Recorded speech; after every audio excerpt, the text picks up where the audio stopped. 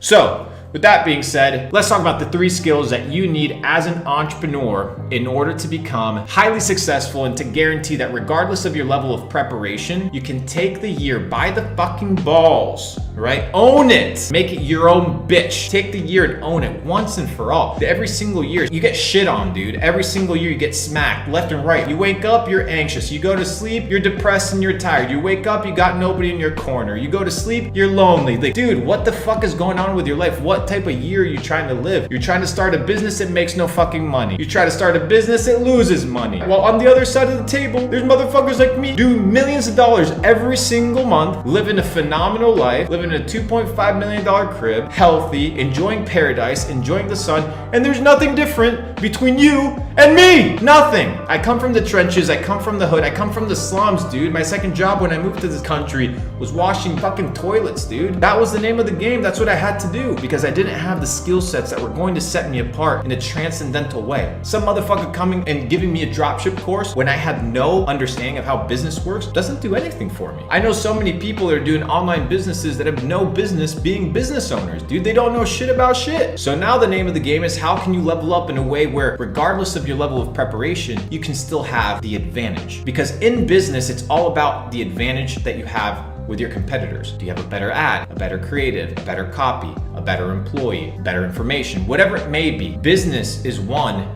with edges and advantages. So I want to give you the 3 essential skills that I believe are going to give you the edge in 2023 and moving forward, regardless of any sort of business model, regardless of any sort of tactic. These are applicable across the board. And if you can master them, I think you're going to have a really good chance at making sure that this year is phenomenal. The first one is your ability to sell, right? Your ability to sell. Everything in life is a transaction. You have to sell your parents why you want to drop out of high school. You have to sell your girl on staying with you. You have to sell your employer on hiring you. You have to sell your employees on staying with you. You have to sell your customers on buying your products. You have to sell your customers again on maintaining your products. All sales is the exchange of price and value.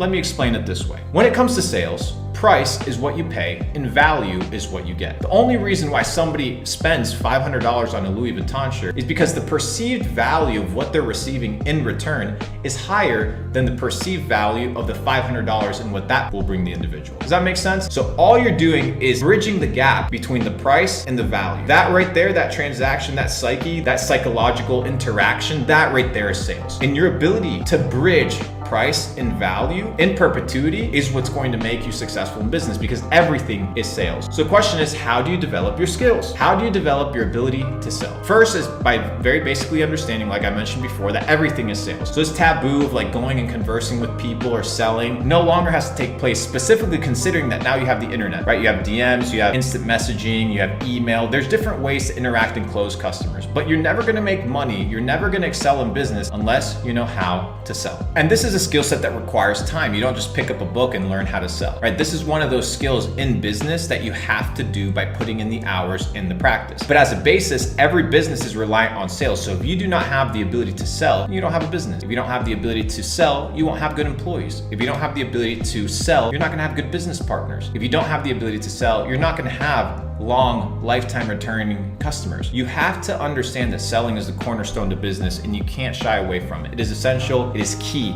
above everything else. Now, I know a lot of people say drop shipping, go do social media marketing, go run a content agency, go run a social media marketing firm, whatever it may be, right? Whatever bullshit they're telling you to hustle to make money in, whatever, it may be valid. But all of it stems from the sales, right? Your ability to sell. So you must be able to sell in an effective way. That's number one. Number two, your ability to be resilient, your ability to bounce back. Now, a lot of you young cats, you're just getting started with your entrepreneurial journey. Let me pause you right here and say something. Over the next 5 to 10 years in your career as an entrepreneur, you're gonna go through the craziest bullshit you've gone through. Bad partnerships, bad products, bad supply chain, bad management, bad customers, bad logistics, all these things that tumble into your life because of an experience, because it's part of the stripes that you're required to earn in order to call yourself a real serial entrepreneur. entrepreneur. These are the things that make you great, right? These are the learning moments that you can't find in a textbook, that you won't learn at business international class in your university or whatever, right? These are the things where entrepreneurs are made of. Your ability to be resilient and bounce back. People don't talk about this in business, right? They talk about the glamour of entrepreneurship, but they don't talk about when you can't meet payroll. They don't talk about when the world is crumbling in front of you, when the walls are closing in and you don't have the solution as to what you're supposed to do next. Resilience, your ability to bounce back, your ability to go back to your original form regardless of the compression that had taken place. Now, what is it not to be resilient? Because I want to make that point also clear. To not be resilient is to not be the person that sticks around when there's bad business partnerships. Do not stick around next to a shitty product. Do not fall in love with a shitty product. Don't chase an audience that doesn't care, right? Don't build in a community or in a space where you're not appreciated. So many people are butting their heads against the wall, trying to solve things because they're like, oh, I gotta be resilient. I gotta do this. I gotta do this. Resilient.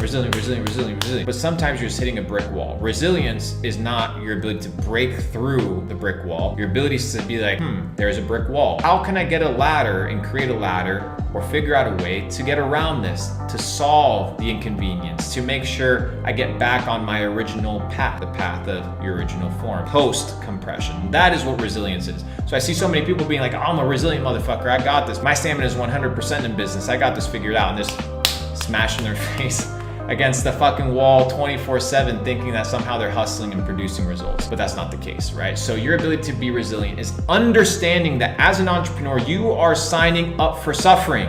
You're signing up for the bullshit, but you're also required to circumvent it. You're required to overcome it.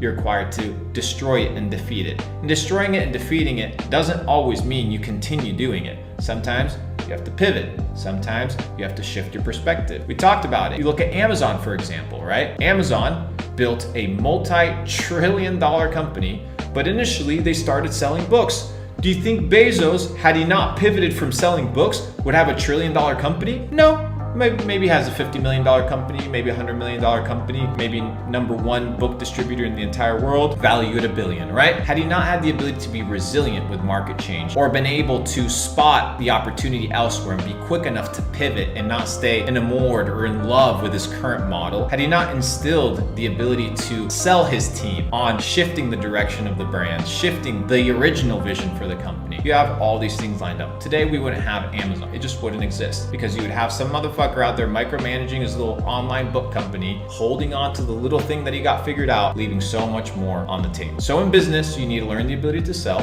#1, that's the #1 skill. The second skill is your ability to be resilient or to bounce back from trials, oppositions, market changes, information that you've received so that you can maneuver just like a ship. As the tides change direction, as the wind goes in different ways, as there's different tides, as the waves come crashing your way, or maybe the waves are still, you're gonna operate and navigate and captain your ship in a completely different way. So the #1 skill set is selling. The second skill set is your ability to be resilient and bounce back. And finally, your third skill set is your ability to be proactive and not reactive. How much of 2022 in your life was prepared ahead of time? Like I did, in December of 2021, damn, so long ago. I literally told everybody in my circle, I said, crypto's collapsing.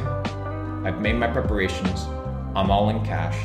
I have a plan for this year. Now, I accomplished almost all of my goals for this year, probably except one, which I think I hit about like 75%. But the reason I was able to do this is because I was proactive and not reactive regarding my career, regarding my year. Now, most of you guys walked into 2023 the same way you walked into 2022. Walked in without a plan, walked in with no preparation, with no skill sets, with no intention to learn new skill sets, with no intention to learn new information. Therefore, the same year that you had in 2022 will repeat itself in 2023. Why? Because same information, same actions will lead to the same fucking results.